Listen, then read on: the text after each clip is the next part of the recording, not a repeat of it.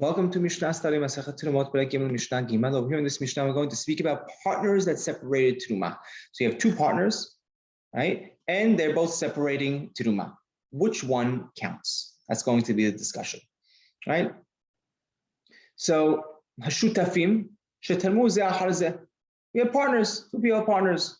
My dad and I, we're partners. We both separated Teruma one after the next. Right? So I went ahead and separated Teruma, right, for the Kohen. And then he went ahead afterwards and separated Teruma for the Kohen. Which one counts? Rabbi Akiva Omer, Terumat shenehem Teruma. Both of what each partner did, both count as Teruma. Chamim Omrim, Terumat harishon Teruma, ve'en Terumat hasheni Teruma. Chamim say no. What the first partner said as Teruma, that counts. What the second partner did is nothing. Right? The first one counted. The second one is that's it. The Teruma was already taken from it. What the second person did doesn't count for anything. Rabbi Yosef Omer, im tarah harishon kashi'ur and Terumat hasheni Teruma. Right? If the first one, right, separated Teruma like the shi'ur, right, like the measurement. We'll explain what this means in a second. The second person's Teruma doesn't count. But if the first person did not separate it to the appropriate, to the measurement, then the second person's Teruma counts. So what does this mean? The Yerushalmi and Rambam quotes two opinions over here of what kashi'ur could mean. And he quotes the Gemara and the Yerushalmi, and there's two ways of explaining. Either it could mean kashi'ur could be the shi'ur de oraita, right? The shi'ur that you need to separate, and the way actually the rabbis Hamim interpret this is either approximately 1/150th, so 2%, and that's one opinion. So he's saying if the first person separated a kashi'ur, he separated the right amount of teruma, he took 2% of teruma, then it counts. Then that one counts, and what the second person did means nothing. But if the first person did not separate the appropriate amount of teruma, he did separate less than 2%, then what the second person did is the one that counts. Okay, that's one way of explaining it. The second way of explaining it, kashi'ur, is not the shi'ur of the Torah, rather the shi'ur of the first person. So, meaning what? If he separated the same amount as the first person. So the first person separated kashi'ur, like the same amount that the second person also separated. They both separated the same amount. Then the end Terumat hasheni Teruma, the second person's Teruma doesn't count because the first person gave the same exact amount. Well, let's say the first person did not separate kashi'ur. He separated less than the second person. The second partner came and he separated more of a Teruma, then we take the second person's Teruma. So there's two ways of explaining this.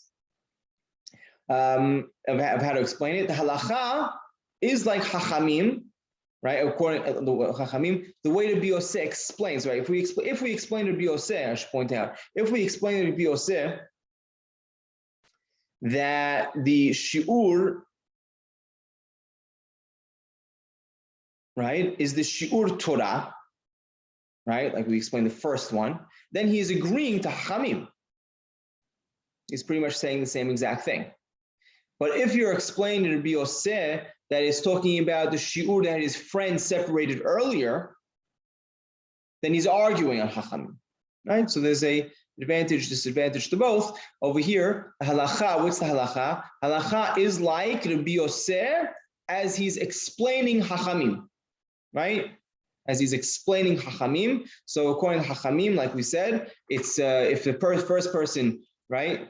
According to Chachamim, the first person who separated Teruma, that's the one that counts. The second one doesn't count. And Rabbi Yosef is saying that if the second one, if the first person gave less than the second person, the second partner gave more, then the second one would count.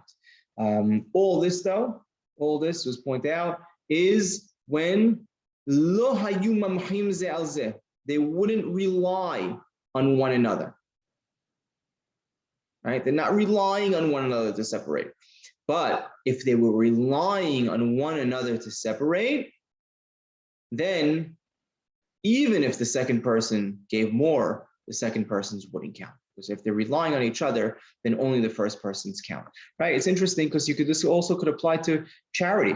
right? If you think about it, imagine partners giving, charity together, right? And one person gives to an organization, they're giving together, and the second one didn't know that the first one gave already. Does that one count? Does it not count? Right? According to the Bi'akiva, they both count. According to Hachamim, only the first person counts. According to the Biyoseh, if the second partner gave more than the first, then the second one would count. Right? So it's all very interesting how all this plays out, as it plays out according to with the laws of Teruma over here. But it's interesting, how this could also flush out in other scenarios as well.